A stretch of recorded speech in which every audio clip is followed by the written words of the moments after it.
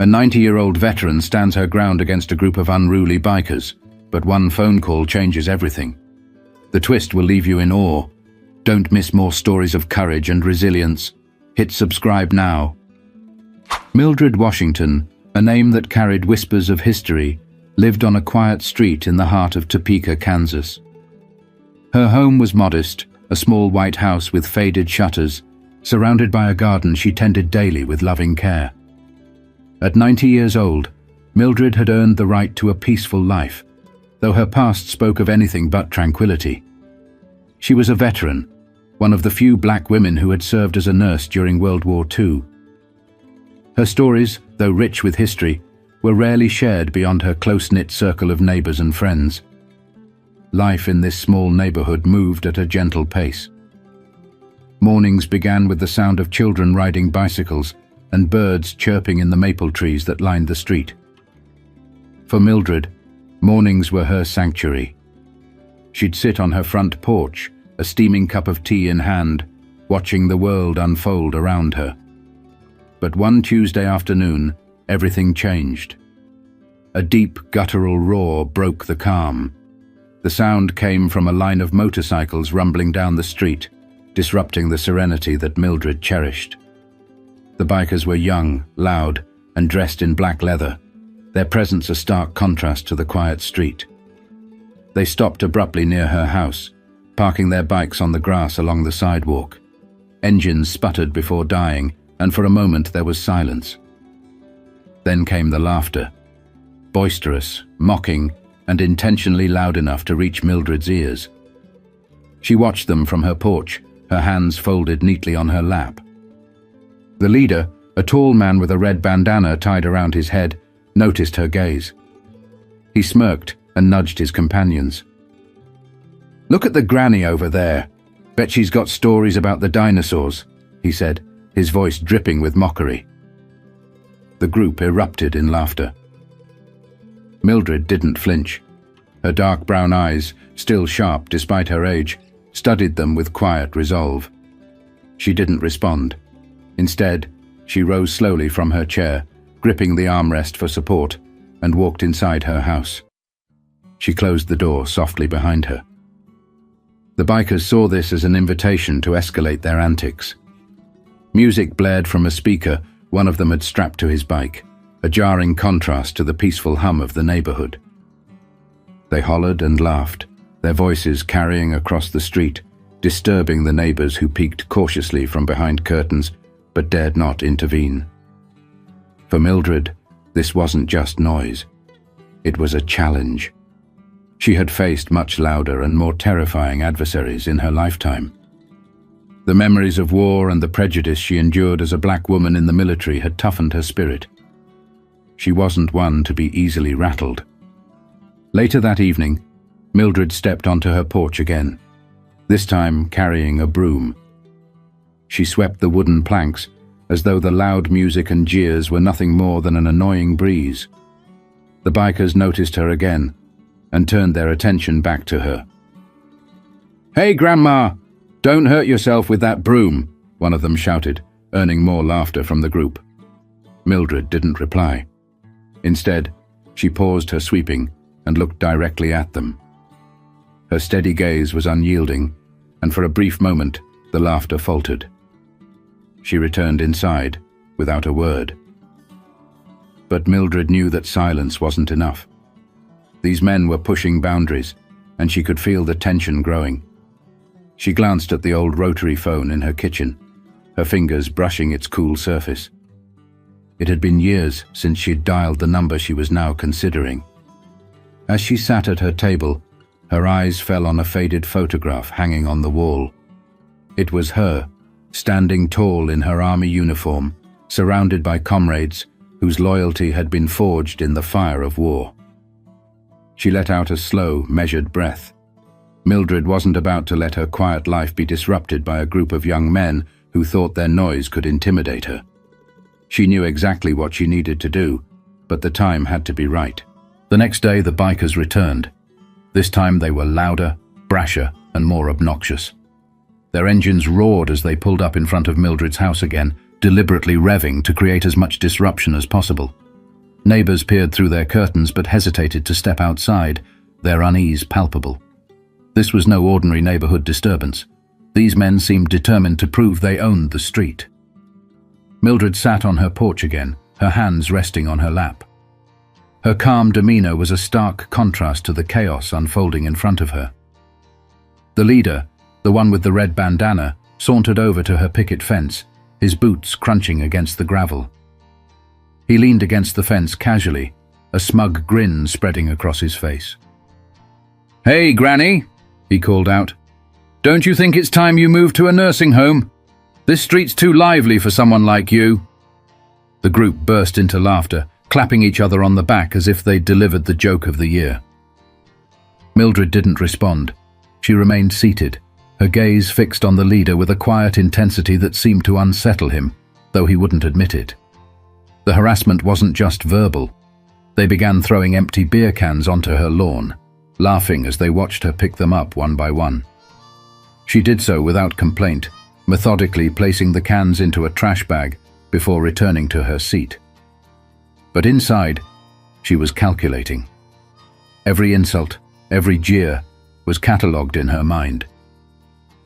These boys had no idea who they were dealing with. By the third day, the bikers' antics had grown even bolder. They set up a makeshift camp on the sidewalk, playing loud music and treating the area as if it were their private playground. Mildred's once pristine lawn was now littered with garbage, and the noise was constant. The leader's taunts grew crueler, his tone dripping with condescension. "Maybe you don't mind the mess, huh?" he shouted over the music. "Figured an old lady like you wouldn't care. Probably can't even see straight anymore." One of the younger bikers hesitated, his gaze flickering toward Mildred with a trace of discomfort. "Maybe we're going too far," he muttered, but the leader waved him off. "What's she gonna do? Call the cops, please. They won't bother with some harmless fun." But Mildred didn't call the police. She knew better than anyone that some battles required a more strategic approach. She wasn't intimidated. She was waiting. That evening, as the sun dipped below the horizon and the bikers' laughter echoed down the street, Mildred stepped onto her porch with a determined expression. She held her old rotary phone in one hand and a notebook in the other, its pages filled with names and numbers she hadn't looked at in decades. Her fingers trembled slightly, not from fear, but from the weight of what she was about to do. She dialed a number she hadn't called in over 40 years. The phone rang once, twice, 3 times before a voice answered on the other end. "Mildred, is that really you?" The voice was gruff but warm, filled with a mix of surprise and respect. "It's me, Arthur," she replied, her voice steady. "I need a favor." Arthur Washington, her younger brother and a retired Army Ranger, listened intently as she explained the situation. He didn't interrupt, but Mildred could hear the tension in his silence. "Say no more," Arthur said finally. "I'll handle it." Mildred hung up the phone and returned to her chair on the porch, her expression unreadable. The bikers were still laughing, oblivious to the storm brewing just out of sight. By the time they realized what was coming, it would be far too late. The morning air carried the faint scent of rain, but the sky remained stubbornly clear. Mildred stood by her kitchen window, watching the bikers gather once again. Their laughter grated against her nerves, but she didn't let it show. Her face remained calm, her hands steady as she brewed a pot of tea. This was the day everything would change. Arthur had promised her he'd handle it, but Mildred didn't believe in leaving things entirely in someone else's hands. She had spent her life fighting battles, some on the front lines of a war, others against the quiet prejudice that followed her home. This would be no different. As she sipped her tea, she glanced at the photo of her husband, Charles, sitting proudly on the counter. He'd been gone for over 2 decades, but his words still echoed in her mind. "Never let them see you sweat, Mildred, even when they're trying to break you." The sound of a beer can clattering against her porch broke her reverie. She set the cup down and walked to the door. The leader was back, grinning like a fox in a henhouse. "You don't give up, do you?" he sneered. Most people would have begged us to leave by now. Mildred opened the door, but didn't step outside. She looked him straight in the eye, and with the same calm tone she used to soothe soldiers in the field, said, "You should enjoy your fun while it lasts." Her words hung in the air, cutting through the laughter. The leader hesitated, his grin faltering for a split second before he recovered. "You got a sense of humor, Granny. I'll give you that." He turned back to his crew, but the others weren't laughing this time. Mildred closed the door, her heart steady, her mind sharp. She picked up the phone once more, dialing a second number. This one wasn't for Arthur. It was for Martha Jenkins, a former lieutenant in her unit and one of the most resourceful women Mildred had ever known. Martha was retired now, living just a few towns over, but her loyalty was unwavering. "Mildred," Martha said when she picked up, her voice filled with warmth. "It's been too long. What's going on?" Mildred explained everything. Every insult, every piece of trash thrown on her lawn, every laugh. Martha listened quietly, and when Mildred finished, there was a pause. "Well," Martha said, her tone suddenly firm, "you know I'm not one to sit idly by.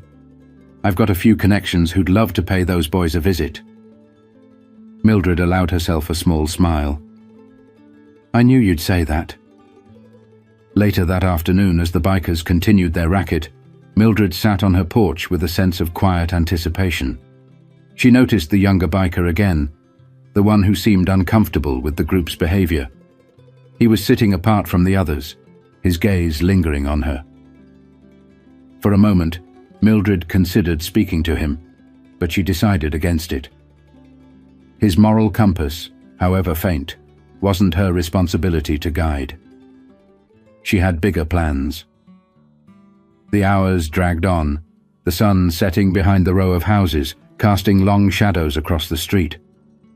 The bikers showed no signs of leaving, but Mildred wasn't worried. When the first set of headlights appeared at the end of the street, her lips curved into a subtle smile. 2 SUVs rolled in slowly, their engines humming with authority. The bikers didn't notice at first, too caught up in their music and laughter. Mildred sat back in her chair, folding her hands neatly in her lap. "Time to teach these boys a lesson," she murmured to herself. What happened next would turn the tables in ways they never saw coming. The first SUV came to a stop directly across the street from Mildred's house, its engine rumbling to a halt. The second pulled in right behind it. The doors opened in unison, and out stepped 4 men, their movements deliberate and calm, radiating an air of authority. They were older, each wearing black jackets with an insignia stitched onto the chest, a crest that symbolized their time as Army Rangers. Arthur emerged from the driver's seat of the first SUV, his imposing frame and silver-streaked beard giving him a commanding presence. He wasn't wearing a uniform, but his stance alone spoke volumes. Behind him stood 3 of his closest friends from his unit, all retired military, all trained to handle situations exactly like this. The bikers froze mid-laugh, their heads turning toward the newcomers. The leader, still leaning against Mildred's fence, straightened up, his cocky grin faltering as he sized up the men approaching. Arthur's eyes locked onto him, and the weight of his gaze was enough to wipe the smirk off the leader's face entirely. "You must be the one who's been bothering my sister," Arthur said, his voice calm but edged with steel. His words carried a weight that silence seemed to amplify. "Sister?" the leader echoed, glancing nervously at Mildred, who was now watching the scene unfold with a faint smile. "We were just hanging out." Arthur took a step closer, his hands resting casually at his sides, but his presence was anything but casual. "Hanging out," he repeated, his tone flat. "By throwing trash on her lawn, blasting music at all hours, mocking a woman who's done more for this country than you could ever imagine." The leader's crew shifted uneasily, their bravado evaporating under the scrutiny of Arthur and his team. One of the bikers muttered something, but the leader waved him off, trying to maintain a shred of authority. "Look, we didn't mean any harm," the leader said, his voice tinged with defensiveness. "It was just some fun." Arthur didn't break eye contact. Let me tell you what fun looks like to me. Fun is respecting people who've earned it. Fun is knowing when to back off before you bite off more than you can chew. The tension in the air was palpable, and the bikers were no longer laughing. The younger biker, the one who had seemed uneasy from the start, took a step back, distancing himself from the group. His eyes darted to Mildred, a flicker of guilt crossing his face. Before the leader could respond, Martha's car pulled up behind the SUVs. She stepped out, dressed sharply in a blazer, her presence every bit as commanding as Arthur's. Following her were two local veterans she had called in, men who had known Mildred for years and weren't about to let her be disrespected. Martha surveyed the scene, her sharp eyes landing on the leader. "You picked the wrong woman to mess with," she said coolly. "Do you have any idea who she is, what she's done? She served this country when people like you wouldn't even lift a finger. You think your little antics intimidate her? You're nothing but noise." The leader opened his mouth to argue, but Arthur cut him off with a sharp, "Enough." Arthur gestured toward the bikers' motorcycles. "Pick up your trash, get on your bikes, and leave. If you're smart, you'll think twice before coming back here, or bothering anyone else like this again." For a moment, no one moved. Then, reluctantly, the leader signaled to his crew. They began gathering the trash, their swagger completely gone. Arthur and his team didn't have to raise their voices or throw a single punch. Their sheer presence had been enough. As the bikers mounted their motorcycles and prepared to leave, Arthur turned to Mildred and gave her a small nod. She nodded back, her smile widening slightly. Justice had been served. But for Mildred, the lesson wasn't just about reclaiming her peace. It was about teaching the bikers something they'd never forget. As the bikers reluctantly rode off, their engines growling low in defeat, the street finally returned to the peaceful quiet it had once known. The neighbors, who had been peeking from their windows and behind cracked doors, began stepping outside. Slowly, cautiously, they gathered near Mildred's house, murmuring in low voices, their eyes darting between her and the group of veterans who had come to her defense. Mildred remained on her porch, sitting with her hands neatly folded in her lap, her expression calm but resolute. Arthur climbed the steps to join her, taking the empty chair beside her. His presence, as steady as it was protective, gave her a sense of warmth she hadn't felt in years. For a moment, neither of them spoke, letting the quiet settle like a blanket over the neighborhood. Martha approached, her heels clicking softly against the sidewalk. "They won't be back," she said, her tone firm yet kind. "And if they do, they'll find out what real trouble looks like." Mildred chuckled softly, the sound light but meaningful. "I wasn't too worried," she replied. "I knew you'd come through." Arthur leaned back in his chair, glancing over at the small crowd of neighbors now gathered at the edge of the lawn. "Looks like you've got some explaining to do," he said, a teasing lilt to his voice. Mildred smiled but didn't move to address them.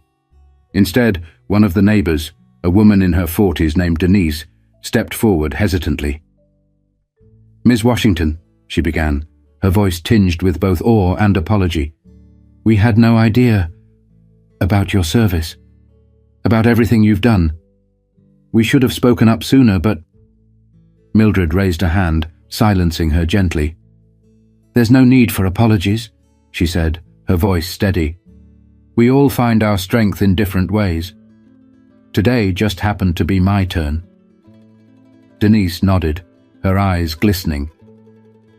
The neighbors began to disperse, offering quiet thanks and warm smiles as they passed.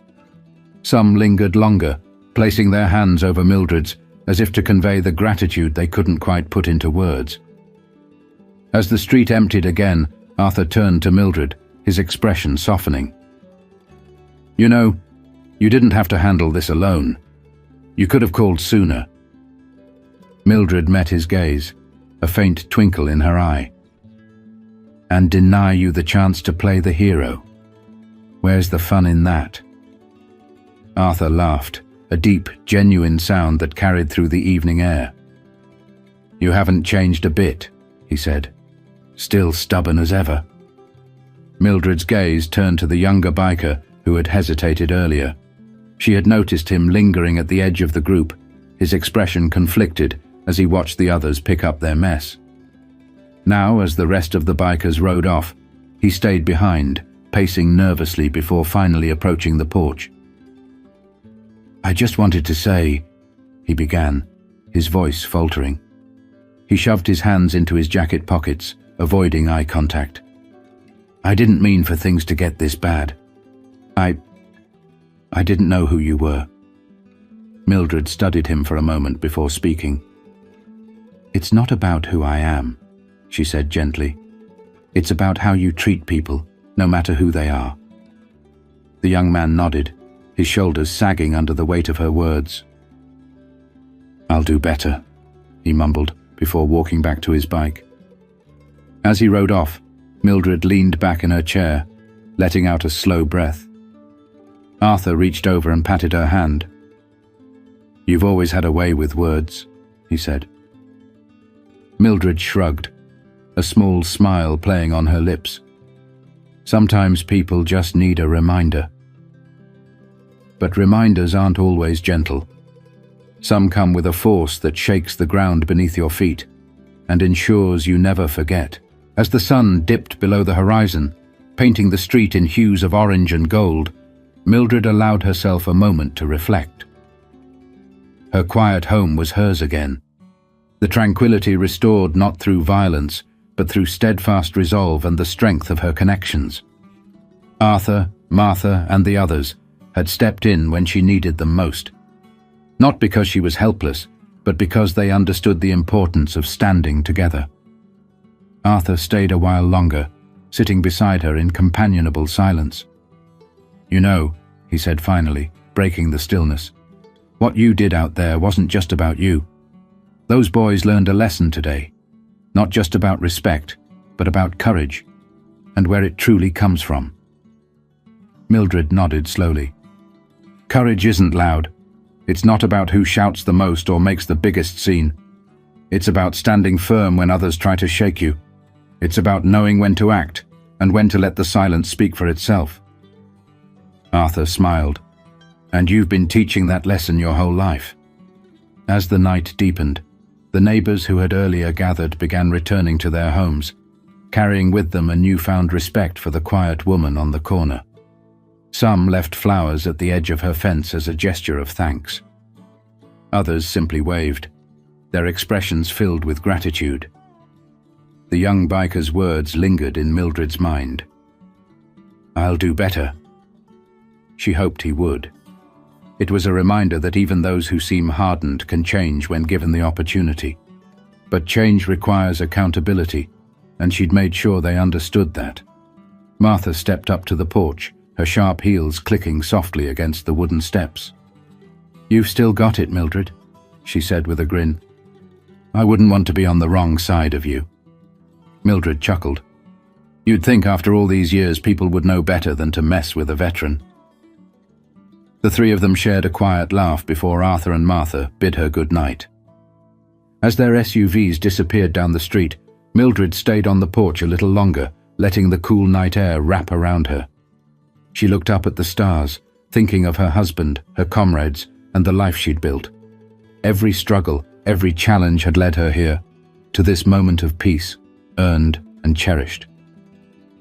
Before heading inside, she turned to the small crowd of remaining neighbors. "If there's one thing to take from all this," she said, her voice carrying a quiet power, "it's to stand together. Don't wait for someone else to act. Sometimes courage means being the first to speak."